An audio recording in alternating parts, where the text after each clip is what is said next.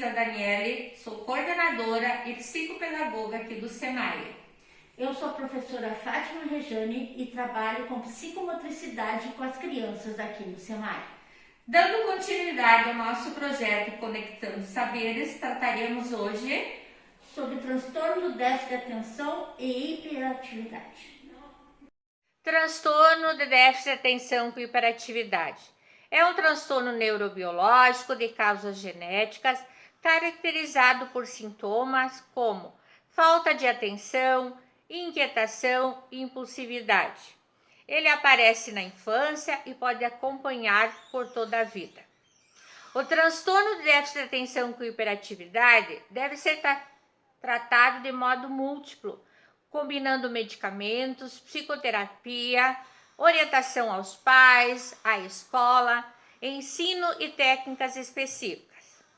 Então, caso se suspeita do transtorno de déficit de atenção com hiperatividade, é importante então consultar o pediatra para observar o comportamento dessa criança e avaliar para fazer então os encaminhamentos necessários.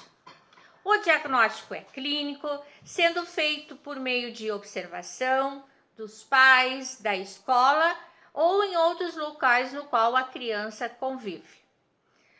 Então, quais seriam os sinais mais comuns no transtorno de déficit de atenção com hiperatividade? Dentro da impulsividade e dentro da falta de atenção. Seria uma energia demasiada. Então, aquele aluno, aquela criança lá na sala de aula que não consegue ficar muito tempo sentada, fica balançando os pés, ou levanta, circula pela sala, né?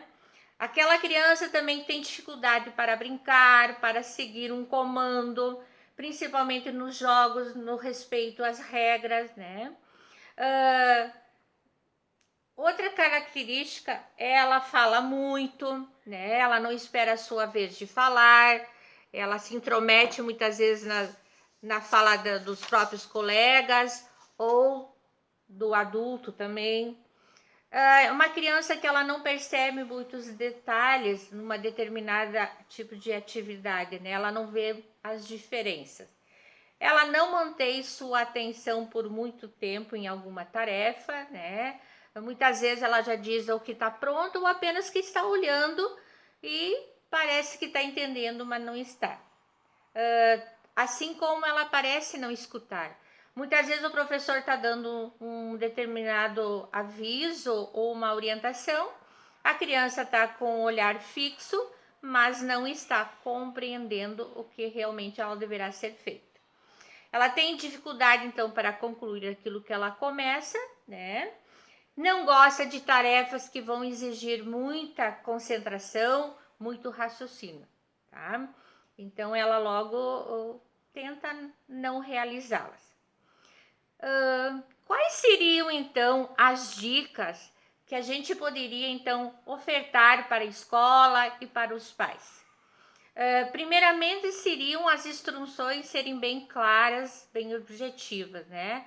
Para que realmente a criança possa entender o que ela deve fazer. Muito empenho nas suas tarefas, um olhar um pouquinho mais diferenciado para essa criança. Estimular, dar autonomia, né? Dar outras atribuições para que essa criança também possa se sentir importante. Não sobrecarregar ela demais com atividades essas curriculares, né? Manter uma rotina,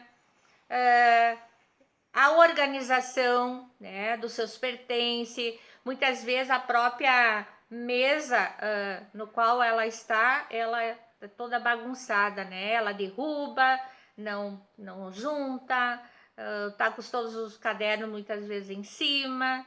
Então, ela não consegue manter toda essa organização. Então, por isso, ela precisa de muita instrução, né? Ela também precisa de um tempo maior para realizar qualquer tipo de tarefa, né? Então, principalmente aquelas tarefas que vão exigir mais leitura, né? Então, a gente precisa ajudá-lo, a gente precisa ser um mediador. Outra coisa também importante é a gente dar sempre estímulos positivos, né? A gente sempre chama assim, temos que ser reforçadores positivos, porque a gente quer que essa criança seja alguém que se sinta capaz, né? Principalmente que ela possa ser um sujeito, né, com significados no seu processo ensino-aprendizagem. A incidência do transtorno do déficit de atenção nas crianças é de 3 a 5%, atingindo mais os meninos do que nas meninas. Nos meninos é a questão da hiperatividade e nas meninas a falta de atenção. O diagnóstico ele é mais clínico e comportamental, aparecendo antes dos 7 anos de idade. E deve aparecer também em 3 ambientes distintos, em casa, na escola ou na hora do lazer. Aí, o transtorno de hiperatividade, ele tem 3 características. A desatenção, quando a criança não consegue manter a atenção numa atividade só. A hiperatividade, quando a criança não para, como se ela tivesse um motorzinho subindo em tudo. E a questão da impulsividade, que a criança não controla o seu freio inibitório, isto é, não sabe esperar a sua vez diante das tarefas. O lóbulo frontal da criança com TDAH é prejudicado. Ele é responsável pela inibição, pela organização e pela modulação de respostas. Então, essa criança que tem TDAH não consegue se controlar. E também o corpo estriado do cérebro, que é uma área responsável pela motricidade fina e pela interação social. O cérebro da criança produz pouca dopamina e noradrenalina. A dopamina que é responsável pela motivação e reforço. E a noradrenalina, que são os processos de aprendizagem, memória e atenção. Então, o que a gente deve fazer para uma criança que tem TDAH? As atividades escolares, atividades em casa, devem ser divididas em blocos.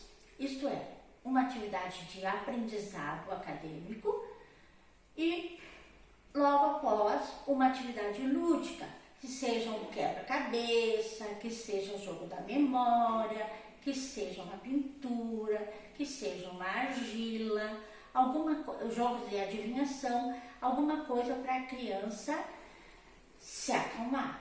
Logo em seguida, dá uma atividade acadêmica de novo e assim por diante. Desse jeito, a gente consegue fazer com que a criança acalme-se e aprenda.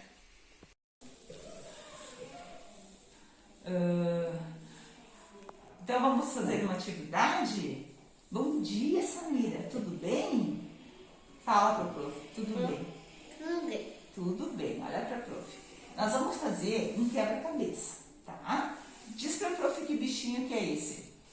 Eu moro numa floresta. O leão. Que letra começa leão? É Muito bem. E esse bichinho aqui, o que é? girafa. Girafa. Que letra começa girafa? G. G. E esse aqui, meu amor? Que bichinho que é esse aqui? Elefante. Elefante. Elefante começa com que letra? C do elefante. Olha pra mim. Olha. E. Letra E. Isso. E aqui? Macaco. Macaco. Que letra começa macaco? M. M. Agora a prof vai tirar as fichas, tá? E a gente vai misturar essas pecinhas. Muito bem. Agora você vai descobrir novamente as peças que formam o bichinho. Monta eles para nós. Vamos lá. Isso. O que você pegou? Fala. Elefante. Quais são as outras partes do elefante? Vai separando. Tá. O que mais? Isso. O que tá faltando no elefante, amor? As patas. Deixa a prof ver. Muito bem, você montou então o elefante. Cadê a ficha que forma a palavrinha elefante aqui? Isso, pega ela e coloca lá então. O elefante tá pronto. Vou botar mais pra cá. Agora monta outro bichinho. Quem é este? Macaco. O macaco. Vamos lá. Isso, muito bem, Samira. Falta outro. Falta só uma pecinha do macaco. Cadê? Aqui, ó. Olha ali. É? É este? Não, não é este. O que tá faltando, na verdade? O rabinho do macaco? Cadê ele? É essa parte.